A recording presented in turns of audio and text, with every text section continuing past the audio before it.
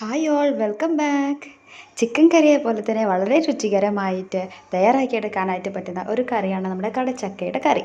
അപ്പോൾ അതെങ്ങനെയാണ് തയ്യാറാക്കിയെടുക്കേണ്ടതെന്നുള്ള റെസിപ്പിയാണ് ഇന്ന് ഞാൻ കൊടുത്തിട്ടുള്ളത്. സോ നിങ്ങൾ വീഡിയോ സ്കിപ്പ് ചെയ്യാണ്ട് മുഴുവനായിട്ട് തന്നെ കാണാം. ആദ്യം നമുക്കിതുപോലൊരു കടായിയാണ് വേണ്ടത്.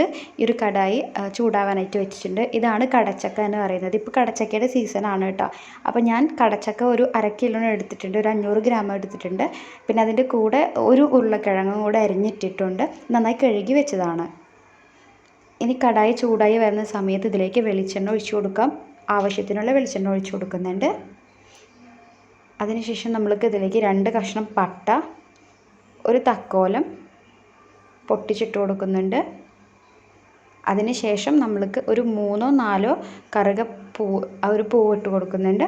പിന്നെ അതിനുശേഷം കുറച്ച് പെരിഞ്ചീരകം ഇട്ട് കൊടുക്കുന്നുണ്ട്. വയനയില ഉണ്ടെന്നുണ്ടെങ്കിൽ നിങ്ങൾക്ക് അതും കൂടി ഇട്ട് കൊടുക്കാവുന്നതാണ്. എന്നിട്ട് നമുക്ക് നന്നായിട്ടൊന്ന് വഴറ്റിയെടുക്കാം. ഇതൊന്ന് മൂത്ത് വരുന്ന സമയത്താണ് നമ്മൾക്ക് ഇതിലേക്ക് വെളുത്തുള്ളി ഇഞ്ചി പേസ്റ്റ് ആഡ് ചെയ്ത് കൊടുക്കേണ്ടത്. 1 ടേബിൾ സ്പൂൺ ചേർത്ത് കൊടുക്കുന്നുണ്ട്. ഇനി നന്നായിട്ടൊന്ന് ഇളക്കി കൊടുത്ത് മൂപ്പിച്ചെടുക്കണം. ഈ ഒരു ഇഞ്ചി വെളുത്തുള്ളിയുടെ പച്ച ചുവ മാറുന്നത് വരെ നന്നായിട്ടൊന്ന് ഇളക്കി കൊടുക്കുക. ഇനി ഇതിലേക്ക് നമ്മൾക്ക് മീഡിയം സൈസിലുള്ള സവോളയാണ് ചേർത്ത് കൊടുക്കേണ്ടത്. ഇതിലേക്ക് ഒരു 10 ചെറിയ ഉള്ളിയും ചേർത്ത് കൊടുക്കുന്നുണ്ട്.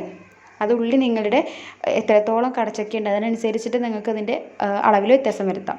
ഇനി ഇതിലേക്ക് 2 പച്ചമുളക് ഇട്ട് കൊടുക്കുന്നുണ്ട്. അതുപോലെ ആവശ്യത്തിനുള്ള ഉപ്പും ഇട്ട് കൊടുക്കുന്നുണ്ട്. ഉള്ളി വാടാൻ ആവശ്യമായ ഉപ്പ് മാത്രമാണ് ഇതിൽ ഞാൻ ചേർത്ത് കൊടുക്കുന്നത്.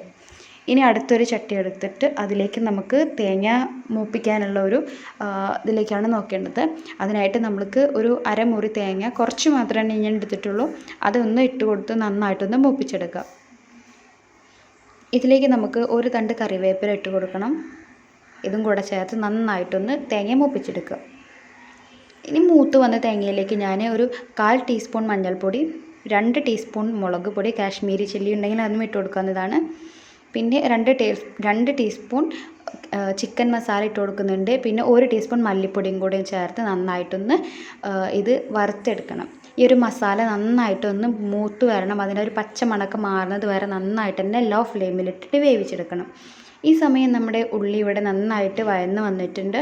ഇത് കാണുമ്പോൾ തന്നെ നിങ്ങൾക്ക് മനസ്സിലായിട്ടുണ്ടാവും നന്നായിട്ട് വാടിക്കുഴഞ്ഞിട്ടുണ്ട്. ഇനി ഇതിലേക്ക് നമുക്ക് ഒരു വലിയ തക്കാളിയാണ് ചേർത്ത് കൊടുക്കുന്നത്. അത്യാവശ്യം വലിപ്പമുള്ളൊരു തക്കാളിയാണ്.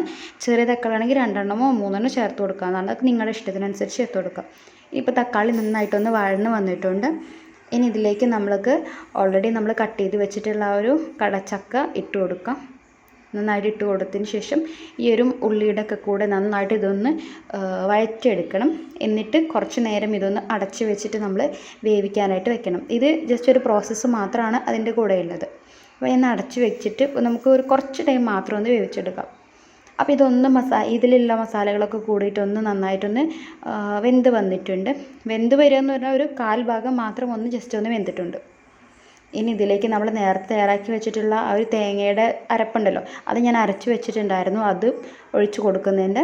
അതിലേക്ക് നമുക്ക് ആവശ്യത്തിനുള്ള വെള്ളം കൂടി ചേർത്തിട്ട് അതിൻ്റെ പാകത്തിന് ഒഴിച്ച് കൊടുക്കാം.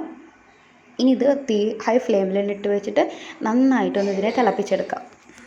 കുറച്ച് സമയം മാത്രം ഹൈ ഫ്ലെയിമിൽ ഇട്ടതിന് ശേഷം ലോ ഫ്ലെയിമിലിട്ടിട്ട് നന്നായിട്ടൊന്ന് വേവിച്ചെടുക്കാം. ലോ ഫ്ലെയിമിൽ അല്ലെങ്കിൽ മീഡിയം ഫ്ലെയിമിൽ ഇട്ടിട്ട് അടച്ച് വെച്ച് നന്നായിട്ടൊന്ന് വേവിച്ചെടുക്കുക. ഇപ്പോൾ ഇതിൻ്റെ ഇടയ്ക്ക് നമ്മൾ ഇളക്കി കൊടുക്കണം, അടി പിടിക്കാതിരിക്കാനായിട്ട് ശ്രദ്ധിക്കണം. ഇപ്പോൾ ഇത് നന്നായിട്ടൊന്ന് വെന്ത് വന്നിട്ടുണ്ട്. അപ്പോൾ കറി റെഡി ആയിട്ടുണ്ട്. ഇനി ഇതിലേക്ക് താളിച്ച് ഒഴിക്കണം എന്നുള്ളവർക്ക് അതൊക്കെ ചെയ്യാം, ഓപ്ഷണലാണ്. നമ്മൾ അങ്ങനെയൊന്നും ചെയ്യുന്നില്ല. നോർമലി ചിക്കൻ കറിയുടെ സ്റ്റൈലിൽ തന്നെയാണ് ഇത് ചെയ്തെടുത്തിട്ടുള്ളത്. ഇത് ശരിക്കും പക്ക ഇതിൻ്റെ സ്മെല്ലും കാര്യങ്ങളും എല്ലാം ചിക്കൻ കറിയുടെ അതേ സ്മെല്ലും കാര്യങ്ങളൊക്കെയാണ്. ചിക്കനിലൊരു മാറ്റം ഉണ്ടെന്ന് മാത്രമേ ഉള്ളൂ. ഈ വെജിറ്റേറിയൻ ആയിട്ടുള്ള ആളുകൾക്കൊക്കെ ശരിക്കും പറഞ്ഞു കഴിഞ്ഞാൽ ഇത് പെർഫെക്റ്റായിട്ട് നമുക്ക് എല്ലാ എന്താ പറയുക, ചപ്പാത്തി, പൊറോട്ട എല്ലാത്തിലേക്കും നല്ല സ്യൂട്ട് ആവുന്ന ഒരു കറിയാണ് ഈ ഒരു കടച്ചക്ക കറി എന്ന് പറയുന്നത്.